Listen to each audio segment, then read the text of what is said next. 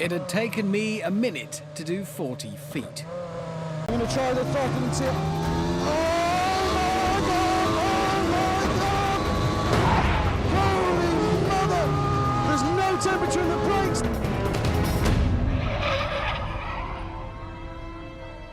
And plonked him into his holiday hire car.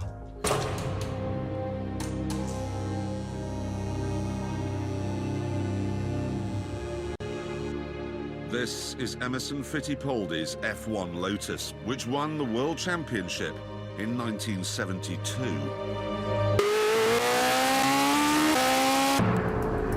And amazingly, it produces 420 brake horsepower, the same sort of power you get from our saloons. With the car dripping wet, David set off.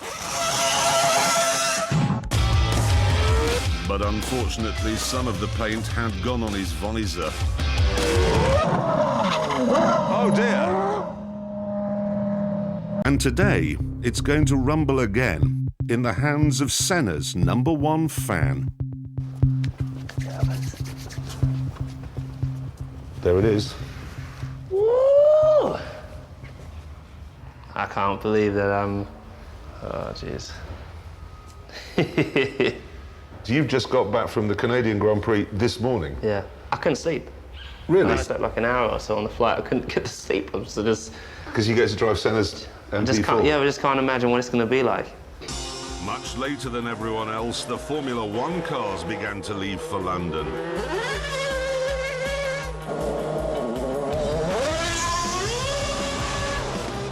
Which in Milton Keynes was quite a sight. And quite a sound. Mr. F1 fan, I'm braced and ready for your comments. Go. I agree with you. Eh? I do agree with you. The Americans are very bad at some things. They can't say aluminium, and they can't win a war without our help, but they are very good at making dreary sports very exciting to watch. Ferrari's Fiorano test track. To prancing horse fans, this is the sacred tarmac where the company's greatest F1 cars were born. But when I rolled up, sacred wasn't the word that came to mind.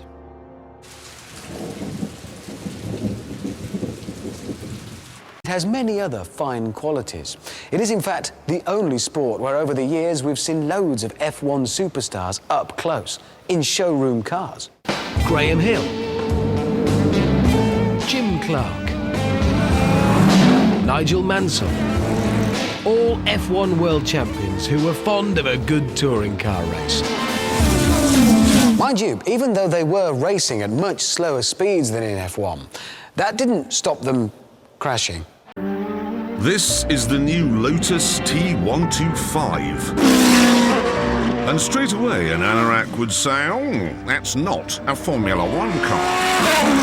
And that's right, it isn't. But it does come with a Cosworth V8. A sequential gearbox, full downforce, a complicated steering wheel, a hand-operated clutch, and all the other F1 trimmings as well. But I think this is quicker still.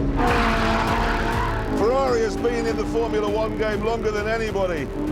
But McLaren, amazingly, has a higher hit rate. They've won 1 in every 4 Grand Prix they've ever entered, which shows they certainly know how to make a car go around a corner. And let's not forget that Caterham now is an F1 team. In fact, I had only one complaint about my car. Put a windscreen on it! Geekiness is everywhere here. These mirrors are specially shaped so they funnel air into these air intakes. The designers were so obsessed with good handling that even the water bottle for the windscreen washers is buried somewhere deep down in there next to the petrol tank to try and keep as much of the weight as low as possible and inside the wheelbase, just like an F1 car. Really? I know this is childish, but it's just... I wish we had turd I petrol really in do. Britain. Is there turd petrol? Why don't they sponsor a Formula One team?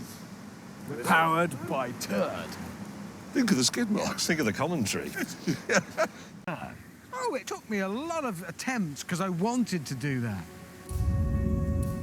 Having wasted an eternity watching Brad Pitt do his repairs, we've finally got back on the move.